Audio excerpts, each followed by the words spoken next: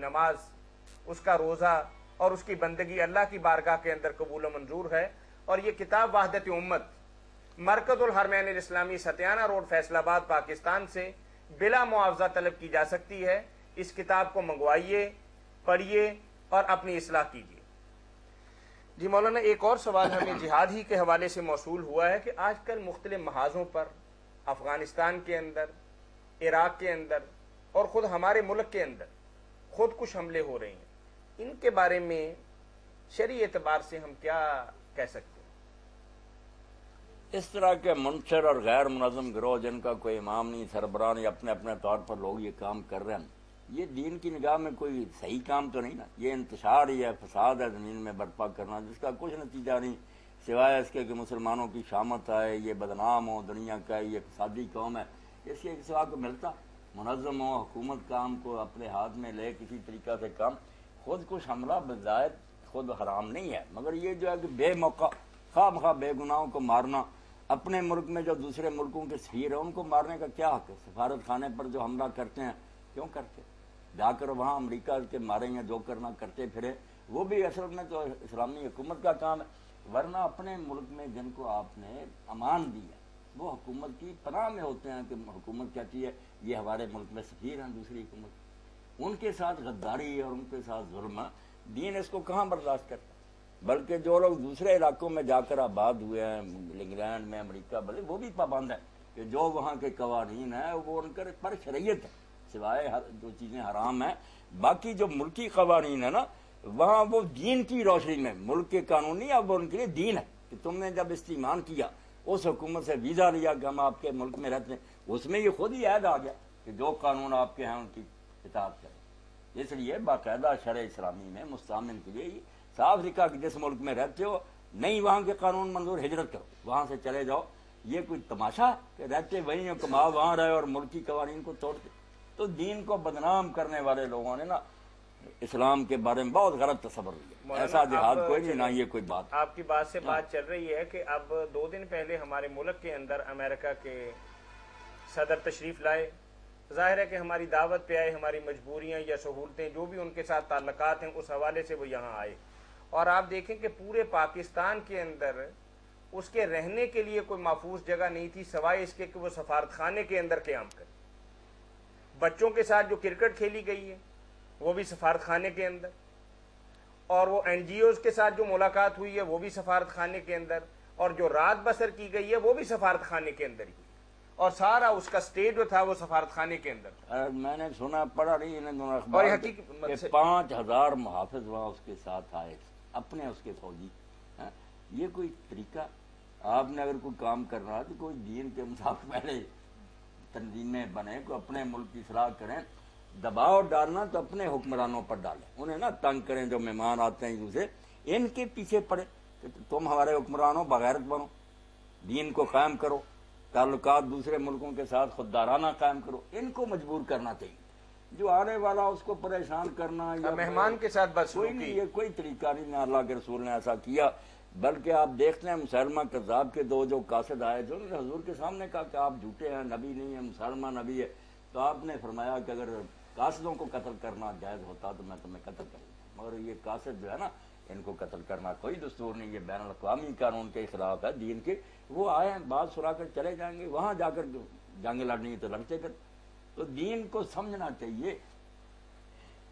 جو اسلام میں جہاد کے قواعد ہیں پڑھنے چاہیے۔ اب جب بات ہوتی نا،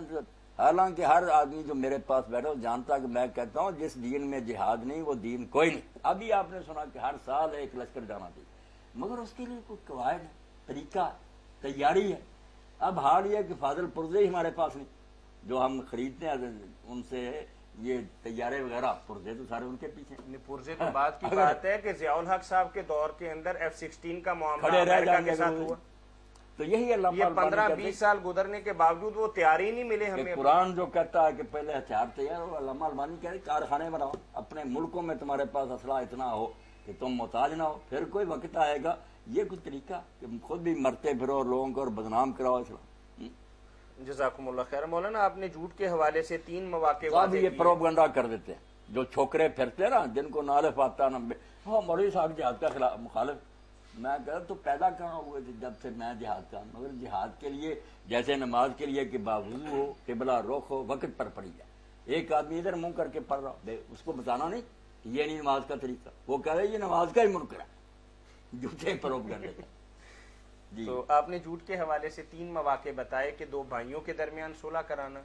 میاں بیوی کے تعلقات کو قائم رکھنا، اور تیسری جنگ کے دوران۔ تو بھائی نے پوچھا ہے کہ اس وقت کاروباری حالات بڑے خراب ہیں اور رزق حلال کے دروازے مفقود ہیں، مقفول بھی ہیں، تو اس حوالے سے کیونکہ کسی بندے سے پیسے لینے، کسی بندے کے پیسے دینے، تو اس میں بعض اوقات جھوٹ بولا جاتا ہے، تو اس کے بارے میں آپ کی کہہ رہے ہیں؟ اور رائے تو بعد میں دوں گا، مگر اس سے پتہ چل گیا کہ اگر مسلمان غالب نہ ہوں، ان کے اپنے ہاتھ میں باغ ڈور نہ ہو، شریعت کا قانون ملک میں نہ چلتا ہو، تو پھر ایسے ہی ہیلے ڈھونڈ جائیں، میں بھی فتوے دوں گا، آپ بھی، سارا دین اس طرح آہستہ آہستہ ختم ہو جائے گا، جان چھڑاتے جائیں گے۔ جھوٹ ویسے بھی بولتے ہیں، لیکن فتویٰ آپ سے لینا چاہتے ہیں۔ جو اصل علاج ہے ان مجبوریوں سے نکلنے کے لیے، جو اصل طریقہ ہے کہ ملک میں حکومت اسلامیہ قائم ہو، شریعت کا قانون جاری ہو، یہ مجبوریاں نہ ہو رشوت دینے کی، جھوٹ بولنے کی۔ ورنہ جو حالات ہیں یہاں تو ٹھیک ہے کہ رشوت آپ دیتے ہیں، وہ رشوت کون سی؟ وہ ظالم جو حرام کھاتا، آپ کا تو رشوت نہیں، آپ سمجھ لیں یہ صدقے میں جا رہا، اللہ آپ کا شاید ثواب ہی لکھ لے، وہ بے ایمان حرام کھاتا جو صحیح کام کے لیے دینے پر مجبور ہو۔ جو حرام کام کراتے ہیں وہ تو پہلے ہی مجرم ہے۔ کام اگر کا صحیح نہیں کسی کا ہو رہا، اس کا حق نہیں مل رہا، یا اس پر ظلم خواہ خواہ کر رہی ہے حکومت، وہ جان نہیں بچا سکتا، تو ایسے موقع پر جو دیتا ہے نا، شکر ہے صحابہ کرام سے لے کر علماء نے اس کو صاف کر دیا کہ اس کو رشوت نہیں کہنا چاہیے، نہ یہ پڑھو کہ رشوت دینے والے پر لعنت، یہ رشوت دے رہا، وہ تو بیچارہ اپنا حق لے رہا اور ظلم اپنے سے دفع کر رہا۔ رشوت وہ دیتا ہے جو دوسروں کا حق چھیننا چاہتا ہے، کسی پر ظلم کرانا چاہتا ہے۔ یہ ساری بحثیں ہو چکی ہیں۔ اسی طرح جھوٹ کا، امام نووی رحمۃ اللہ علیہ کی کتنی اعلیٰ کتاب ہے ریاض الصالحین، اس میں ضابطہ ہی بنا دیا اس حدیث کو لے کر، انہوں نے کہا یہ چینی نہیں، عام قانون بن گیا کہ جھوٹ صرف وہ حرام ہوگا جس سے کسی دوسرے کو نقصان پہنچایا جائے، اس کا کوئی مار ہڑپ کر کے اپنے کام نکالنے کے لیے اگر لوگ کہیں گے نا کوئی ضرورت پڑ گئی تو یہ جھوٹ نہیں ہوگا، یہ اسی 3 چیزوں میں آئے۔ یہ پورا اس میں چیپٹر ہی پڑھنا چاہیے، بہت اچھے طریقہ سے انہوں نے لکھا۔ اسلام بے وقوفوں کا دین نہیں ہے، یہ جانتا کہ لوگ ایسی مصیبتوں میں پڑ جاتے ہیں، بتاتا، مگر ناجائز کام کے لیے کام جائز ہو رہا ہے۔ ایک تحریری سوال ہمارے پاس آیا ہے اور بھائی نے بہت ہی خوبصورت سوال ہمیں بھیجا ہے کہ میں باقاعدگی سے نماز بھی پڑھتا ہوں، اللہ اللہ بھی کرتا ہوں، لیکن چونکہ بحیثیت انسان کئی کمیاں بیشی مجھ سے ہو جاتی ہیں۔ وہ کہتے ہیں جب میں دعا کے لیے ہاتھ اٹھاتا ہوں تو دعا کے دوران ہی مجھے خیال آ جاتا ہے کہ تم نے تو یہ جرم بھی کیا ہے، یہ گناہ بھی کیا ہے اور یہ کوتاہی بھی کی ہے، تو درمیان ہی میں نماز میری دعا جو ہے نا وہ رہ جاتی ہے، تو اس کے لیے مجھے بتائیے کہ میں کیا کروں؟ نہیں کرنا کیا، آپ اللہ کا شکر ادا کریں کہ نماز دعا کرتے وقت اگر یہ احساس پیدا ہو جاتا، اتنے جرم کرنے کے بعد اللہ سے میں مانگ رہا ہوں، تو یہ بھی اللہ کا فضل سمجھیں کہ اس نے آپ کے دل میں یہ بات ڈالی کہ آپ قصوروار۔ اب اس کے بعد اگر تو آپ توبہ شروع کریں اور شرمسار ہوں، معافیاں مانگیں، تو اس خیال نے کتنا آپ کو فائدہ پہنچا ہے۔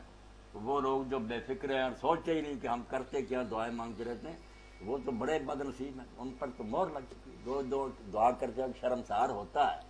بڑی بات، مگر اس سے فائدہ اٹھانا چاہیے نا، پھر اس شرمساری کی لاج رکھے، وہ کام چھوڑے، ورنہ وہ نوبت نہ آ جائے جو امام حسن بصری رحمۃ اللہ علیہ فرماتے ہیں کہ ہم جو استغفر اللہ کہتے ہیں نا،